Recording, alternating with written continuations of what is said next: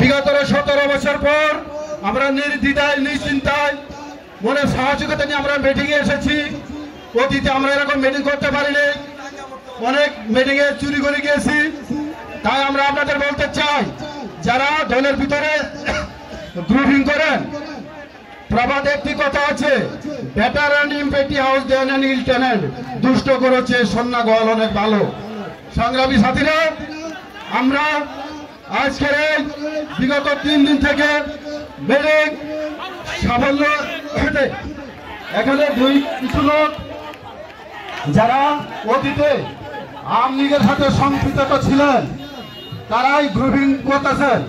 দয়া করে এই দল থেকে গ্রুপিং বাদ দিয়ে আপনারা বিএনপির যারা 17 বছর যাবত নির্যাতিত নিপীড়িত তারাই বিএনপিতে থাকবেন।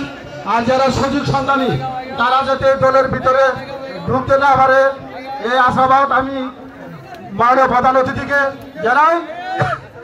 আর আমরা বলতে চাই, আমরা বর্তমান আজকে যে মিটিং, এই মিটিং নিয়েও অনেক বিভ্রান্ত সৃষ্টি করেছিল। আমরা তাই বলতে চাই, আগামী দিনে উত্তর দল যাতে সংগঠিতভাবে থাকে, তাই আমাদের এগিয়ে থাকবে, পিছন থেকে কথা বলবো না। অনেকে মোবাইলে রাজনীতি করে, মোবাইলে হুমকি দেন যে মিটিং হবে না, গন্ডগোল হবে, মারামারি হবে। এই ধরনের ভয়ভীতি আপনারা কেউ দেখাবেন না। বিএনপি যারা মনে মনে করে তারা বিএনপিকে ভালোবাসে। এই আপনাদের উদ্যোগটা আহ্বানে বলতে চাই, আগামী দিনে ধান যাবে গদিতে আর নৌকা যাবে নদীতে।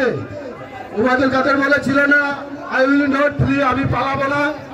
আপনারা যদি তাদের মতো করে আপনারা জনগণের সাথে সম্পৃক্ততা থাকেন, নেতা কর্মী দল পদবি নিয়ে জনগণেরকে বিচ্ছিন্ন করবেটা কেউ। দয়া করে আমাদের দল সুসংগঠিত আছে 17 বছর নির্যাতিত হওয়ার পরেও।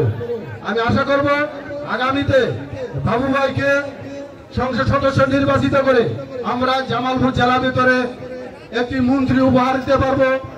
এই আশাবাদ ব্যক্ত রেখে সকলের সুস্বাস্থ্য দীর্ঘায়ু কামনা করে আমি আমার বক্তব্য এখানে শেষ করছি। শহীদ জিয়া অমর হোক, দেশনেত্রী বেগম খালেদা জিয়া জিন্দাবাদ, তারুণ্যের অহংকার তারেক জিয়া জিন্দাবাদ, বাবু ভাইকে জিন্দাবাদ। সকলকে ধন্যবাদ। আসসালামু আলাইকুম। ধন্যবাদ। ইতিমধ্যে আমাদের চিনাচর গ্রাম থেকে বিএনপির সিনিয়র যুগ্ম সাধারণ সম্পাদক জনাব নারুদ্দিনের নেতৃত্বে ছাত্র দলের সভাপতি আশিকুর রহমান লেবু সহ মঞ্জুরুল আলম, এদের যৌথ নেতৃত্বে একটি বিশাল মিছিল আমাদের মাঝে এসেছে। আমরা মিছিলটিকে করতালের মধ্য দিয়ে স্বাগত জানাচ্ছি। এখন আপনাদের মাঝে সংক্ষিপ্ত পর্যায়ে বক্তব্য রাখবেন